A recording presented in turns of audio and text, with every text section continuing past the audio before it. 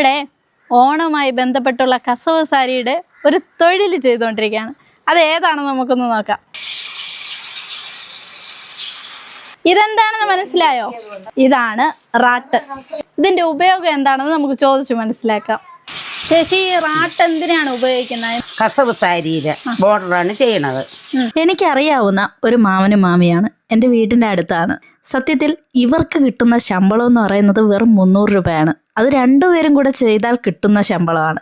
എന്നാൽ ആ ശമ്പളത്തിൽ ഇവർ തൃപ്തരാണ്. 10 വർഷത്തിന് മുമ്പേ ഈ മാമന് സ്ട്രോക്ക് വന്നതാണ്. അതിനുശേഷം കടുത്ത പണികളൊന്നും ചെയ്യാൻ പറ്റാത്ത അവസ്ഥയാണ്.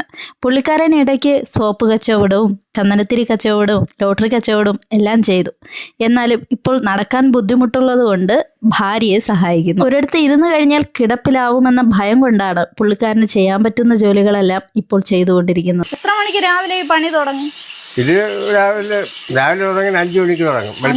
വെളുപ്പിനെ 5 മണിക്ക് തുടങ്ങും. ചിലപ്പോൾ തുടങ്ങും, അങ്ങനെ അത്യാവശ്യം ഉണ്ടെങ്കിൽ ചെയ്യും. കഴിയുമ്പോ എത്ര സമയവും? അതിന് സമയമൊന്നുമില്ല. ഇല്ല, സമയം രാത്രി ആയാലും ചെയ്യും. തിരക്കുമല്ല. എല്ലാ ദിവസവും ഈ ജോലി കിട്ടൂല. എല്ലാ ദിവസവും കിട്ടൂല. കിട്ടുന്ന ദിവസം 100-300 രൂപയ്ക്കൊക്കെ ചെയ്യാം. ഇത് ചെയ്ത് എൻ്റെ കൈ ഓടിയുന്നല്ലേ.